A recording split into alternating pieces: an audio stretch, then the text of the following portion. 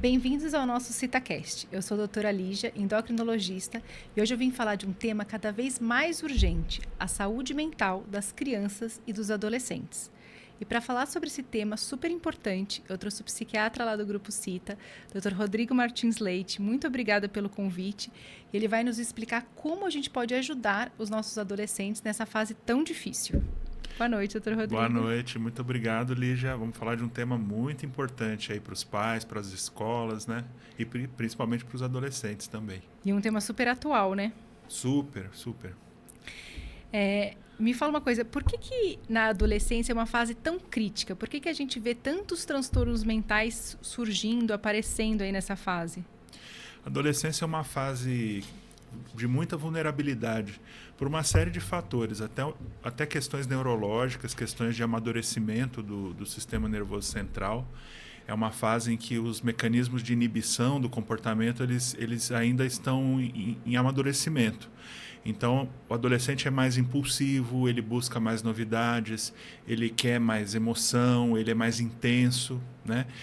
Porque ele ainda não tem áreas cerebrais responsáveis por um controle emocional maior, por um stop, por um adiamento das gratificações. Existe um senso de urgência muito grande, um imediatismo muito grande, e isso só isso já coloca o adolescente numa situação de muita exposição e de vulnerabilidade, risco, né? E de risco, né?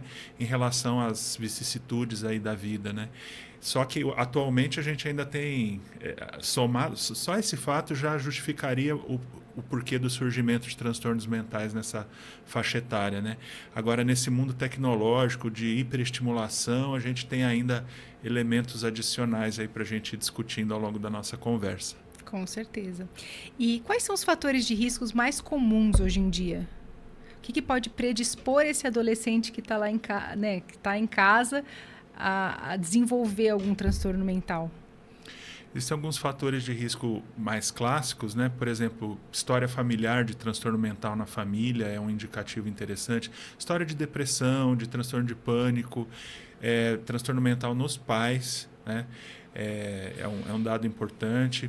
Dados do convívio familiar, da estrutura familiar, enfim, de como é que é o relacionamento com os pais, com os irmãos, enfim, isso é um dado importante. O ambiente familiar é uma questão importante, se ele não for suficientemente bom, né? Outros fatores podem ser os estressores que as crianças e adolescentes vivenciam hoje na escola, enfim, a depender da classe social. Determinadas situações são mais comuns em determinados contextos sociais, né? Mas hoje em dia acho que o grande fator de risco que vale a pena a gente destacar é que é uma geração que nasceu na tecnologia, né?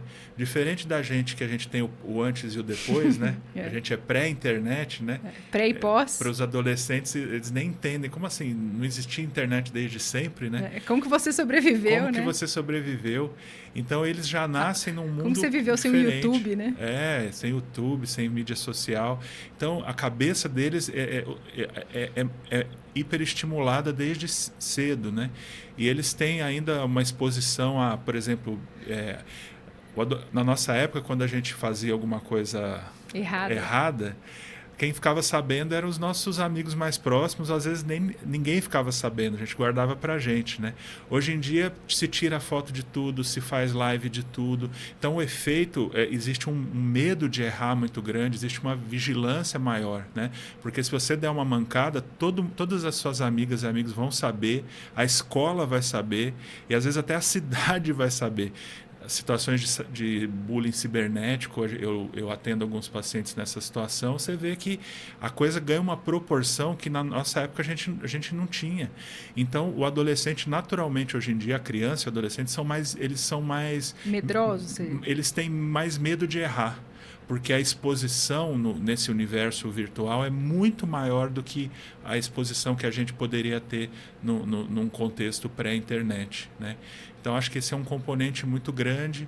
Isso acaba gerando estresse, né? Gerando ansiedade, né? E a gente tem observado muito isso na clínica, né? E isso você está comentando até quando é uma coisa real, né? Então, assim, você fez alguma coisa errada e você está sendo exposto. O pior é quando você não fez e alguém inventa que você fez, Sim. Né? E ainda coloca isso na rede, né? Então, assim, às vezes você nem fez aquilo ali, você vai olhar e falar, gente, mas não sou eu, sei lá, é IA que criou. Hoje em dia tem essas... Sim, tem esse refinamento do bullying, né? crueldade, De né? crueldade, de você poder falsear uma situação, criar uma fake news sobre... Imagina, e o adolescente ele já precisa se sentir pertencente a um grupo, né? Inserido. Se a falha dele é amplificada, o sentimento que vem é muito avassalador, né? É muito difícil de lidar, né? Então a gente está lidando com um adolescente que já é uma situação difícil desde sempre, mas num mundo totalmente diferente. Então eu sempre alerto assim, para a gente tomar cuidado para não rotular como geração mimimi, como eles têm tudo e eles vivem reclamando, vivem ansiosos, não entendo. Sair daquela coisa, no meu tempo, né? Essa história de no meu tempo já acabou. É que às vezes essa frase sai sem querer, né? Sai toda hora sem querer, mas a gente precisa cair na policiar, real né? que o mundo que a gente conheceu não existe mais. Então a gente precisa atualizar e nem vai voltar. Na minha época as crianças jogavam bola na rua. Não vão mais jogar bola na rua. Acabou meu filho isso. joga bola na rua. O interior ainda facilita isso, mas numa capital, São Paulo, isso é completamente impossível por todas as razões que a gente sabe, né? Então é um mundo que tá mudando muito. O interior ainda conserva algumas coisas muito positivas nesse sentido, mas também está aí numa progressão de que as crianças cada vez mais cedo preparadas para o mercado de trabalho, então tem que estudar num colégio, né, que prepare, enfim, que hiperestimule que hiperestimule também, né? Então a autocobrança é muito grande, cada vez maior, né? Então às vezes a gente como pai, no afã de constituir um filho mais adaptado ao mundo, a gente também gera estresse. Porque às vezes as crianças hoje em dia, algumas não têm não têm infância, mas elas têm currículo, né? Elas têm metas a serem cumpridas, agendas a serem cumpridas, e isso tudo gera estresse, ansiedade, predispõe aí a sofrimento mental, né? E tem alguma relação com a parte hormonal que eles passam nessa fase? Sem dúvida, tem um componente... Você como endocrinologista... Lógico que eu ia puxar a sardinha para minha brasa. Mas, sem dúvida, a maturação, a produção dos hormônios sexuais, a maturação sexual, tudo isso, além de ter um impacto físico, né, a testosterona como, né, um estimulante. A testosterona é praticamente um psicotrópico, porque ela age em receptores cerebrais, então isso aumenta a impulsividade, a agressividade, isso, evidente, nos meninos, isso fica bem mais evidente, né? E fora toda a questão do corpo se adaptar a um corpo de adulto, né? Uma maturidade sexual, né? O impacto que isso gera na cabeça dos adolescentes, o corpo vai mudando, a voz vai mudando, o adolescente também tem que elaborar um luto de uma infância que está indo embora também, né? Ele está virando outra coisa que ele não sabe o que é. Primeira menstruação. Então, tudo são marcos que a gente precisa ter sensibilidade para entender o que isso representa para eles, né? É tudo muito novo. É uma criança que começa a se tornar adulto e não sabe muito bem onde isso vai parar, e com 1000 inseguranças, 1000 preocupações, e exacerbadas pelo fato dessas preocupações hoje em dia serem compartilhadas, de serem filmadas, de ser, né, expostas, né? E tá todo mundo se comparando, tá todo mundo com uma ansiedade de performance muito grande, né? A gente aqui tá ansioso por estar num podcast, né, tentar... Mas isso é uma ansiedade normal. Uma ansiedade normal, mas eles estão com essa ansiedade de se comparar o tempo todo, porque é o dia todo se filmando, né, no TikTok, no Instagram, e eles se comparando, quem está mais bonito, quem está mais feio, quem falou isso, quem falou aquilo. Quem performou melhor. Eu acho que é uma preocupação enorme com performance, como nunca antes na história do mundo. E o que eu vejo também é que não é só com a performance. Às vezes você foi bem, mas você não teve aquelas curtidas que o outro teve. Aí você fala, né? Tipo, por que ele é pior que eu e ele tá tendo mais ibope, entre aspas, né? Sem dúvida, o ibope hoje em dia não é mais quem é o popular da sala, é quem é o popular na rede, né? Quem teve mais curtidas na rede. Então, a escala disso é muito maior, né? É muito... E o risco, né? Porque às vezes o que você é capaz de você se expor para você ter essas curtidas, para você ter esse feedback que você tanto anseia, né? Sem dúvida, sem dúvida. Isso tudo, o mundo digital ele tem gerado muitas armadilhas. Eu acho que não é o caso de, então vamos abolir celular. Não se trata disso. Eu acho que a tecnologia pode ter um uso positivo que a gente ainda precisa aperfeiçoar, né? A educação precisa aperfeiçoar, as escolas precisam saber usar isso a favor do desenvolvimento das crianças e adolescentes, né? Mas ainda a gente tem muito a aprender, né? E não adianta só cortar, cercear, limitar. É evidente que existem situações em que isso é necessário, né? Mas acho que tem um outro lado da tecnologia que pode ser muito útil para a gente entender melhor esse universo deles, né? E estar mais próximo, poder conversar melhor, né? Sem uma coisa do tipo, no meu tempo. No meu tempo a gente tem que... Eu falo para todo mundo, a gente tem que abolir essa expressão, no meu tempo. Porque quando a gente ouvia dos nossos pais e avós, a gente já ficava incomodado, falar, no meu tempo eu era isso, eu era aquilo, era mais... Né? E o tempo nem era tão diferente assim, nem né? era tão diferente. Agora, entre a geração dos nossos avós e dos nossos pais, o mundo não mudou tanto quanto mudou da nossa geração para os nossos filhos, nossos sobrinhos, né? Então a gente tem que ter essa noção de realidade, né? Essa cautela, né? E uma outra coisa que eu quero perguntar, eles falam muito de bullying, né? Quanto que isso é um exagero, isso realmente existe? Quanto aquelas brincadeiras, entre aspas, que a gente achava inocente, ele é o cabeludo, ele é o orelhudo, isso daí traz essas repercussões no dia de hoje, né? Já traziam e hoje podem piorar. Eu acho que esse bullying que a gente lembra, né, do bullying de reparar numa parte do corpo, enfim, né? Isso não é o principal problema, na verdade, né? A gente acha que eles são mais sensíveis a essas coisas, mas não necessariamente assim, né? Se é um grupo de crianças ou adolescentes que são mais amigos, que têm um vínculo maior, isso acaba entrando como brincadeira, né? Mas o problema é em situações, por exemplo, essa de bullying cibernético, né? Que a coisa escapa daquele grupo. Da proporção, né? A proporção fica gigantesca. Então, eu tendo, às vezes, adolescentes que chegam paralisados, porque, assim, uma foto minha apareceu no Instagram de uma amiga do amigo de não sei quem que eu não gosto.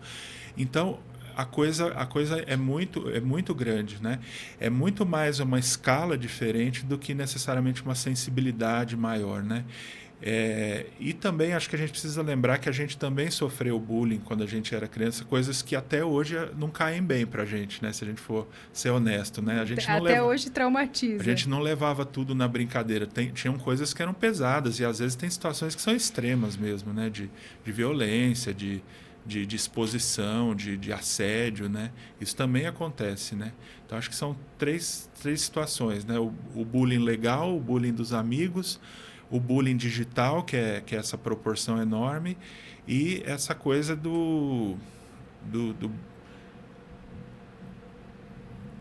desse bullying que realmente incomoda, que realmente é negativo e que envolve situações aí que às vezes os adultos precisam intervir e tudo mais, né? Então a gente precisa saber filtrar.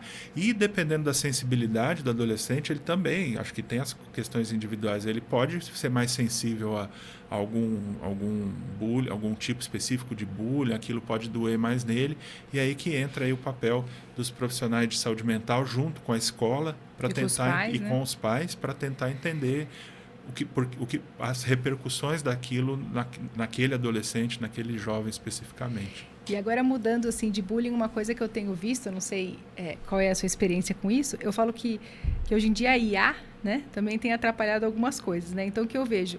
Alguém te manda uma pergunta, você não quer nem responder, você não quer ter o trabalho de responder, você pega aquela pergunta, joga na IA e fala como eu vou responder, ou seja, você não está criando... A conversa já é difícil, já é uma conversa digital, né? E agora a conversa é meio... um IA com outro IA, né?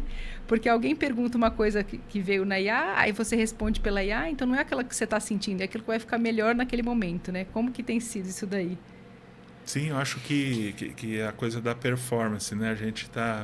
Agora a gente está performando diante da máquina mesmo, né? A gente está interagindo E a com a gente quer máquina. competir com uma E a máquina, né? competir com uma máquina, né? Eu acho que a IA, eu acho que ela tem potenciais benefícios aí muito grandes. É que a gente precisa ser educado a usar a IA. Eu acho que da forma como está, cada um faz uso de uma forma que pode não ser a mais adequada, né? Por exemplo, a gente fazendo terapia por IA, né? Não, É, fazendo pergunta médica, né? Ah, eu, fazendo, eu estou com um problema aqui. E, o que que é isso, né? é, Antes chegavam assim, eu vi no Google, né, que eu tô com isso. Agora, a IA me falou, né? Eu falei, então é, pede a receita para IA, né? e a IA, assim, a IA ela se molda ao interlocutor, né? Ao que você alimenta ela, né? Ao que você alimenta e o teu nível de formação, de entendimento, né? Ela vai sempre querer te agradar, né? Esse é um outro problema da IA. Mas é possível usar como ferramenta de estudo, de trabalho, e até, né, para enriquecer. Às vezes você tem uma boa ideia e a IA pode te ajudar a incrementar essa ideia. Mas a ideia tem que ser sua, ela A tem que ideia tem que partir de ser sua. você, né? Essa noção de que a IA vai dar uma coisa. Não, a IA tem. É para aperfeiçoar, né? Aperfeiçoar uma coisa sua, uma coisa original sua, e você ir julgando se aquilo que a IA te sugeriu te serve, não te serve. Ser pertinente Ser naquele pertinente momento. ou não. Então, um alerta aí para os adolescentes. A minha esposa a gente dá aula aqui na medicina, né? Então tem muita gente novinha, né? 17, 18 anos. Então, às vezes, eles dão umas respostas calcadas na IA que você bate o olho, você vê que é IA, né? Então, pelo menos finge melhor, né? Então assim, quando a pessoa não tem muita formação ainda, né? Não tem muito conteúdo, dá para perceber que a coisa Que ele não ia ter essa ele não resposta ia tão ter essa elaborada, resposta, né? né? E é normal, porque é o esperado para a É o fase, esperado, né? então aí a gente fala, ó, podem usar IA, mas aprenda a usar a IA de uma forma que aproveite o que vocês já têm de potencial, de bom, de conhecimento, para que isso se expanda, né? Não para usar isso como uma forma de atalho, né? Não é um atalho, é uma ferramenta para te ajudar a pensar. Nesse sentido, é muito bom para os professores também perderem um pouco o medo da IA. E isso acho que dialoga um pouco do que eu estou falando das escolas, né? Falando em saúde mental da criança e adolescente, a gente tem que falar de escola, tem que falar de professor. Esse universo da educação precisa também entender que o mundo mudou, que a tecnologia está aí, que a gente precisa fazer o uso mais adequado disso que tem à disposição, senão vai predominar o uso errado, o uso caótico, o uso que não é construtivo, né? Vai ser o lado contrário. Então a gente precisa pegar O que tem de o que bom. tem de bom e lutar por O que eu isso. tenho visto, por exemplo, com essa nova lei de não poder usar o celular nas escolas, o que eles estão fazendo? Eles levam o celular, ficam 3 horas no banheiro e usam o celular no banheiro. Então, Interessante. o tempo do banheiro anda aumentando, porque não pode usar na sala, mas ninguém tá vendo se você esconde debaixo da roupa, né? Então, acho que corrobora o que a gente falou, né? Que não adianta proibir. Você Não precisa adianta ensinar e talvez, né? ensinar e ter algum tipo de... Enfim, acho que o pessoal da tecnologia está aí para isso. Eles precisam desenvolver uma ferramenta que estimule A criatividade, positivamente a mente das pessoas e não negativamente, né? Então, Mas acho o problema é que, infelizmente, o que dá muito mais ibope é sempre o lado negativo, sempre né? o lado que te prende, né? Que é o que o pessoal fala, né? Quando você tem um vício em jogo, você fica mais viciado quando você perde do que você ganha, né? Sem dúvida, sem dúvida. E a coisa do uso de telas, né? Tem estudos, né? Um estudo recente em inglês mostrou proporção, né? De o tempo de uso de telas com sintomas de ansiedade e depressão em adolescentes, né? Quanto mais uso de telas, mais sintomas psiquiátricos os adolescentes Aproveitando tinham, né? que você falou desse tema, tem algum tempo ideal ou algum tempo que seja seguro para os adolescentes, que você possa limitar? Falar, olha, você pode usar 2 horas por dia. Tem esse número ou depende muito, né, da criança e do adolescente? Eu acho que depende muito. Acho que essa é mesmo uma pergunta de $1 milhão, né? Porque é muito individual, depende de uma série de variáveis, né? Mas assim, acho que o que é uma realidade que não dá para fugir é que assim vai ter uso de tela. Tem que ter uso de tela, porque senão... Eles precisam aprender também, precisam né? aprender, senão eles ficam totalmente fora do mundo atual. A gente usa a tela o tempo todo, né? Por que eles não podem, né? Mas essa questão do tempo, acho que sempre tem que haver uma parcimônia, um bom senso de avaliar se isso está impactando em outras atividades, se isso tem gerado consequências negativas, assim, né? É evidente que ficar no celular ou no videogame 10 horas por dia, isso é ruim para qualquer ser humano. Até né? para a vista, né? Não é só para a saúde mental. Até para a vista, para a coluna, para cervical, né? Para lombar. Então, eu acho que eu acho que é importante os pais os pais hoje em dia eles estão numa posição muito difícil, né? Porque ou eles são permissivos demais, ou eles são rígidos demais, né? Eles não conseguem... É que eu acho que eu vou dizer como mãe de adolescente, né? É difícil a gente saber o que é um meio termo hoje em dia, né? Difícil. É muito difícil. Mas tem, por exemplo... Porque às vezes o meio termo que é para mim não é um meio termo para uma outra pessoa, né? É muito individual também, né? Isso, né? Mas tem pais que estão restringindo muito tecnologia ou que fazem isso que eu falei, né? Colocam um nível de exigência em cima da criança e adolescente que uma hora ele fica paralisado. Eu tenho atendido muitos adolescentes que têm crise de pânico no momento de uma prova, assim, no meio da sala de aula, tem uma crise de ansiedade porque não consegue lidar com a pressão de desempenhar, de performar numa prova. Isso tem sido cada vez mais comum. Na nossa época, eu tenho 49 anos, eu não lembro disso acontecer na escola. Eu também nunca vi. Por mais ansioso que a gente estivesse, preocupado com a prova, mas crise de ansiedade e afastamentos da escola, a gente tem visto muito. A criança e o adolescente tem que se ausentar por semanas da escola, coisas que não aconteciam há 20, 30 anos atrás, e hoje em dia tem sido cada vez mais comuns, né? E já que a gente está falando de pais, tem alguns sinais que os pais têm que ficar atentos aí, que está, né, que realmente o adolescente está com algum risco e que precisa procurar ajuda? Essa é uma pergunta interessante, porque os estudos têm mostrado que essa é uma geração ansiosa, né? A forma do adolescente atualmente expressar o desconforto dele em relação a qualquer coisa, qualquer problema, qualquer incômodo, é através da ansiedade. Virou a linguagem, né? Então eu chego, os pacientes no consultório, adolescentes, todos são ansiosos, todos. Todos têm taquicardia, são muito preocupados, têm uma autocobrança muito grande, todos procrastinam as coisas. Na verdade, hoje em dia o que é estranho e diferente é não ser, né? É não ser.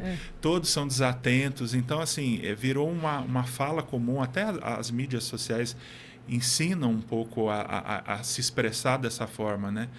E aí, quando você vai ver, tem outras coisas por detrás. Tem uma depressão, tem um transtorno de ansiedade, tem um TDAH, tem um uso de substância, tem outras coisas mascaradas por tô ansioso, tô sempre tenso, né?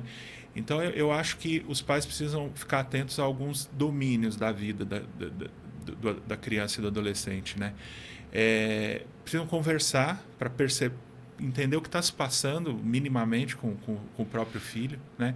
A série a Adolescência da Netflix mostra uma situação, não vamos dar spoiler, mas basicamente de uma família que é super legal, que deu tudo para os filhos, mas teoricamente normal e comum, né? Normal, comum, né?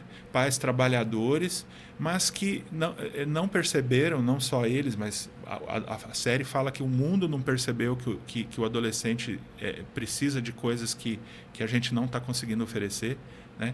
Mas uma família normal ali, bacana, só que uma distância entre os pais e o adolescente abissal, né? E essa distância, infelizmente, tem sido cada vez maior por conta de todas essas transformações, né? Então, em primeiro lugar, conversar, entender se o filho ou a filha está preocupado além da conta com alguma coisa, ou está tendo algum sintoma, ou começa a ter sintomas físicos, na infância é muito comum dor de barriga, né? É uma forma de expressar sofrimento, né? Então tem formas indiretas da criança e adolescente expressar que alguma coisa não vai bem, né? Porque uma coisa que a gente vê muito é que eles não querem falar, né? Você às vezes até os pais perguntam, não, tá tudo bem. Não, tá tudo bem, né? Aí como que a gente pode tentar abordar esses adolescentes que não querem falar? Aí eu acho que isso acontece muito também. Aí a gente tem que observar evidências indiretas assim do comportamento e especialmente o desempenho na escola, assim. Se o desempenho na escola começa a flutuar, começa a cair, né? Se começa a surgir queixas da escola eventualmente, né? Então a gente tem que ver todos os campos de atuação daquela criança e do adolescente para a gente compor um cenário de que alguma coisa não está bem. Porque é o que você falou, dificilmente... Eu nunca recebi um adolescente que chega, eu estou deprimido, então eu... Não vai chegar, a mãe vai trazer, a mãe vai ter percebido uma série de elementos que para ela não batem com o padrão daquela criança, né? E mãe é mãe, né? A mãe percebe, né? E algumas percebem mais, são mais conectadas, outras menos, né? Mas eu acho que se existe ansiedade, e essa ansiedade é toda hora veiculada, eu acho que já é o maior sinal de alerta dessa, né, geração. E assim, e também tem um outro lado, né? Como que você diferencia se é um drama de adolescente ou se é alguma coisa real, né? Sim, acho que como os adolescentes são muito intensos e eles vivem os relacionamentos, né? Primeiro namoro, tudo é muito, né? A gente lembra disso, né? Tudo é muito Mas hoje forte. Parece que está mais intenso ainda. Eu acho que é por causa dessa hiperestimulação que você falou. Antigamente, seu primeiro namorado era você, ele e algumas pessoas que sabiam. Não, hoje em dia o primeiro amor todo mundo sabe. Eles filmam o primeiro beijo. Filmam, postam nas redes, todo mundo nas redes vê. Nossa, e se eu me separar, né, do meu primeiro amor, todo mundo vai saber que meu relacionamento não deu certo. Olha a proporção, né? Proporção que a coisa vai tomando, né? Então, acho que tem uma coisa... E acho que o drama tem a ver com essa coisa que a gente comentou, de que eles têm uma tendência à coisa da performance. Então, tudo vira performance, né? Como se estivessem sempre atuando, né? Sempre atuando, né? Os netos da minha esposa estão toda hora assim, se filmando o tempo todo, no espelho. Eles estão sempre atuando, sempre performando. Então, muito desse drama, desse comportamento, é também uma forma de expressão, né? E há muita cópia entre eles, né, de comportamentos, né? Então, se alguém faz um drama, né, as pessoas se identificam. E houve uma repercussão positiva, você vai falar, eu também vou fazer. Também vou fazer. E fora, a gente está falando, né, das pessoas comuns, e fora os influenciadores, né, que a gente nem imagina quem sejam, né, na verdade, né, que estão ditando regras de comportamento que a gente nem tem ideia, né? Então, às vezes você escuta uma conversa entre adolescentes e você não entende do que eles estão falando, porque eles estão citando referências que não fazem parte do nosso mundo. Não fazem, que falam desse distanciamento mesmo, né? A distância entre a gente e os adolescentes é muito maior da distância da geração dos nossos pais para a gente. Com certeza. Então, a gente precisa ter essa dimensão, né? E tem algum jeito que a gente pode fazer para prevenir a autoestima desses adolescentes, já que uma das coisas que é mais afetada nessa comparação é a autoestima, né?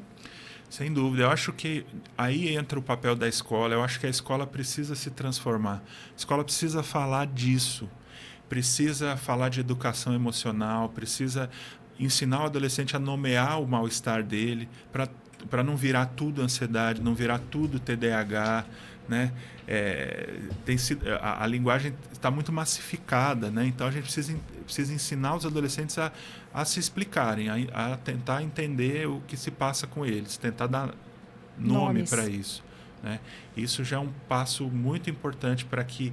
E discutir o papel das redes sociais. Eu não sei se as escolas estão discutindo, fazendo roda de conversa, tipo, e aí, como é que é isso da comparação?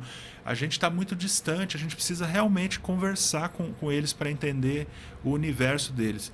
A série Adolescência da Netflix, mais uma vez, recomendo, mostra isso. A gente não entende, é uma cultura à parte, a gente não participa mais dessa cultura. Então, e a escola é um ambiente privilegiado para se aproximar, para entender o que se passa com eles, né? Então isso eu advogo por essa ideia, assim, que a gente precisa mergulhar no universo deles cada vez mais e entender de onde vêm as referências, né? Que às vezes eles estão tendo fontes de informação que a gente fica de cabelo em pé, né? Fala, meu Deus, né? como assim? Estão fazendo diagnóstico psiquiátrico no TikTok? Autodiagnóstico? Como assim? De onde? Não, a minha filha estava comentando exemplo, que tem até testes para ver se você é psicopata no TikTok, né? Exato. Então, se a gente está mais perto deles e não adota uma postura crítica, assim, mas uma postura de preocupação, né? De falar, putz, olha o que está virando, né? Olha o que se tornou isso, né? E as escolas discutirem isso, falar, será que tudo que a gente vê numa rede social a gente tem que levar a sério? Será que aquilo ali é a melhor fonte de informação? Então, tem um caminho educacional gigantesco a ser percorrido, né? E a gente, como profissional de saúde, como pai, como familiar, sozinho a gente não vai conseguir. A gente precisa da escola. Com certeza, com certeza. Doutor Rodrigo, achei assim fenomenal. Acho que... Que bom. Abriu muito a minha cabeça, né, como mãe de adolescente. Tenho certeza que isso vai ajudar muito, né? Tem alguns dados, né, que a gente estava vendo super importantes aí, né, que 1 em cada 5 adolescentes hoje em dia tem problemas mentais. Então, assim, é uma questão que precisa ser falada e cada vez mais falada, né? Que sempre teve esse tabu, né? Eu vejo que até entre os meus pacientes adultos falam, vai no psiquiatra. Não, mas eu não sou louco. Então, se com adulto Sim. já tem esse preconceito, imagina você pensar que você vai levar uma criança num psiquiatra. E não é nada disso, né? Porque criança e adolescente têm a obrigação de ser feliz, eles têm que estar bem. Como assim? Eles não estão, como assim? Estão com depressão, com ansiedade. Isso não é diagnóstico de criança e de adolescente, né? E hoje em dia né? E a gente sabe que 25% dos transtornos mentais começam na adolescência. A adolescência é esse período crítico que a gente falou de vulnerabilidade. Então, muita gente tem o primeiro episódio depressivo na adolescência, tem o primeiro episódio de ansiedade na adolescência, né? Então, é um momento que a gente precisa estar atento. Os problemas de saúde mental começam na adolescência, inclusive. Isso sempre aconteceu, mas a gente nunca pôde falar disso, né? Então, sim, se for necessário medicação, a gente tem que entrar com medicação, psicoterapia. E são seguras, né? São seguras, tem medicações que são estudadas, validadas para uso na infância e adolescência, né? É evidente que não é só essa abordagem, mas assim, a gente precisa quebrar certos tabus, né? Perder certos medos, medo do psiquiatra. A gente precisa entender que existe um conhecimento a serviço de um sofrimento que é social, né, que a gente está falando aqui, e que a gente tem ferramentas para lidar com isso, para ajudar. Graças a Deus, né? A ciência evoluiu para isso. Para construir conhecimento, construir soluções, né? E um outro dado super alarmante é que a segunda causa maior de mortalidade nos adolescentes é o suicídio, né? Então, como a gente pode não falar da segunda principal causa de mortalidade? Seria como se a gente não estivesse falando de AVC num adulto. Sem dúvida. E o Brasil, o Brasil está na contramão, falando de suicídio, ele está na contramão do mundo. No mundo as taxas estão caindo e no Brasil elas estão subindo. E subindo em duas populações, a criança e adolescente e idosos. Então tem alguma... O que a gente não está vendo nessas duas populações? Tem uma emergência, né, em saúde pública que a gente precisa realmente falar sobre, discutir, se inquietar com isso e não achar normal, né? E não achar normal e nem querer esconder. É uma realidade que os números estão dizendo para a gente. E uma outra coisa que eu fiquei bem alarmada quando eu vi é que 20% dos diagnósticos são corretos, né? Então, assim, às vezes você passa num profissional, recebe um diagnóstico e talvez não é esse diagnóstico. Então, assim, às vezes não aceitar, né, o primeiro rótulo, né, que foi o que você falou. Hoje em dia tudo é TDAH, tudo é ansiedade, tudo é isso. Será que é mesmo? Passa num profissional que você confia, que você tem um respaldo aí para você ter certeza que esse diagnóstico, que até muitas vezes é uma coisa crônica que vai levar a vida inteira, é um diagnóstico correto, né? Acho que talvez não aceitar, vamos dizer assim, também o primeiro diagnóstico. Muito menos, óbvio, um diagnóstico da IA, né? Sem dúvida, ou do TikTok. Exatamente. Os diagnósticos hoje em dia eles estão sendo dados com muita rapidez e as pessoas assumem o rótulo, e aí tudo se justifica pelo rótulo, né? Eu sou desatento porque eu tenho TDAH, né? Logo eu não posso fazer nada para melhorar isso, né?